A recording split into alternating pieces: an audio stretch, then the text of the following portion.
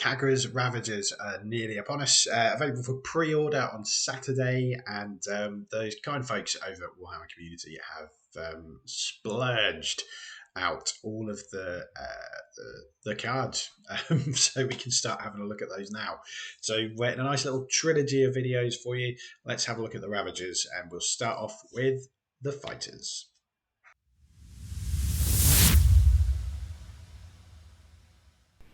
And here are those fighters. I'm a really big fan of the way these guys look. As with every warband that gets released, it definitely seems to be that the sculpts are getting better and better. These are a great throwback to the kind of classic Chaos Warrior of old. A nice little nod to the Hero Quest Chaos Warrior there as well. I absolutely love them. I can see a lot of non-Underworlds players buying these as well, as these look like they could be great characters for a Slaves to Darkness army, or even if you play Warcry, I can see these being kind of shoved into a nice little warband. So they definitely look the part, but how do they kind of stand up stats wise? Well, we'll start with the leader, Khagra the Usurper. Pretty standard kind of leader base stats there. Movement of 3. They're quite heavily armoured, so they're going to be kind of slow and cumbersome. 1 shield for defence and 4 wounds. The attack interests me. Demon bound mace, 2 hammers, 3 damage. That's the same as Mollog off the bat, as I think they kind of pointed out in the article. It has a knockback 1, something that people don't seem to take advantage of as much as things like cleave and ensnare. But as these kind of videos and things about these guys go on, you'll kind of be able to see that I think these are going to be very aggro and control centric, and knockback is definitely very good for that. The thing that has everybody talking though is kind of ties into kind of action ability, sacrifice reaction. So after an activation in which this fighter's attack action takes the target out of action, desecrate 1 objective in the same hex as this fighter or the target. Desecrate is, if you've got the token pack, you would have seen desecrate tokens. We've all been quite interested to see what they are. And a desecrate token, if it is on the objective, you cannot hold the objective.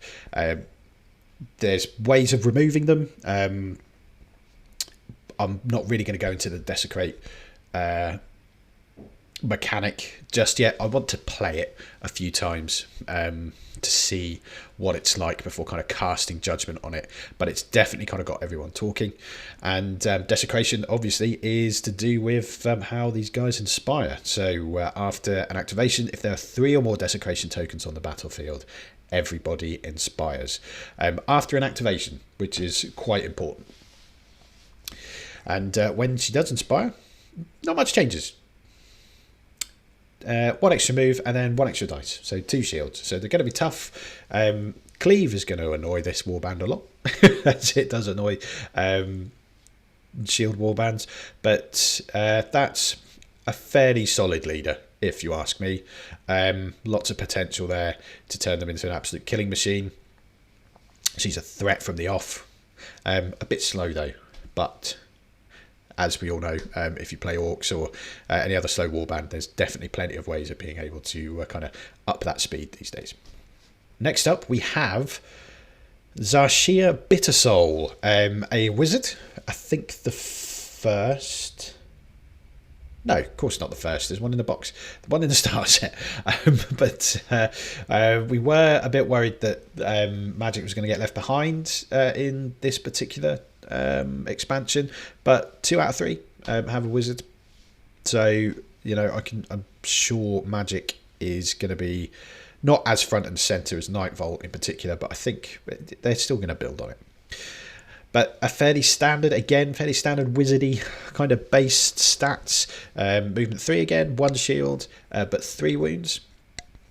2 weapons, as most wizards do. A range 2 staff, 2 hammers and 1 damage. Or a range 3 magic zap. lightnings, not the focus swirls, for 1 damage.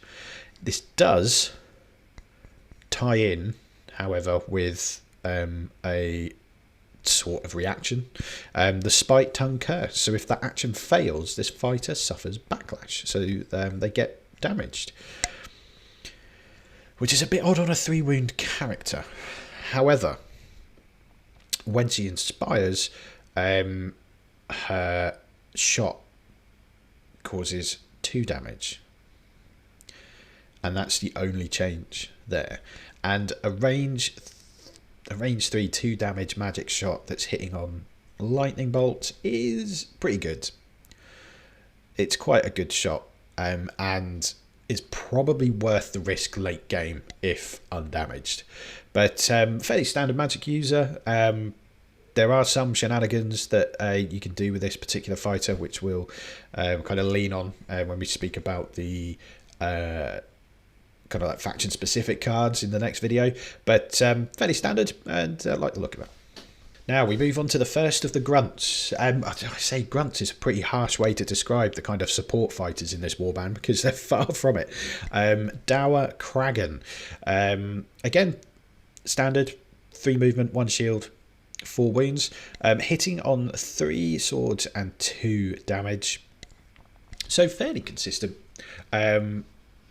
They have the despoil action. So if this fighter holds an objective at the end of the action phase, desecrate that objective. It's an if, it's not a may, so I don't know why you wouldn't want to do it, but it is something that has to definitely happen.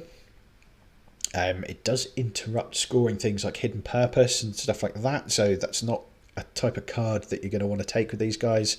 And they have the sacrifice reaction as well that the leader has. When Dour inspires, not much changes. The attack gains cleave, which is quite a big deal in this meta at the minute, and again gets that extra 1 move.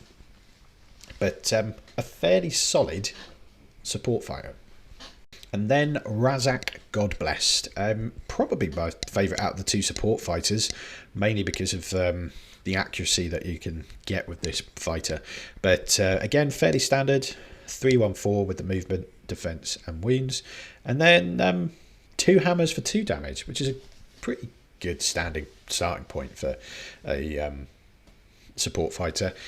But when they inspire, they get an extra defense dice and an extra attack dice, which is pretty big news, particularly kind of if you're saving this particular fighter for the end game, and you can vulture on this guy up quite quickly and turn this dude into a bit of a beast.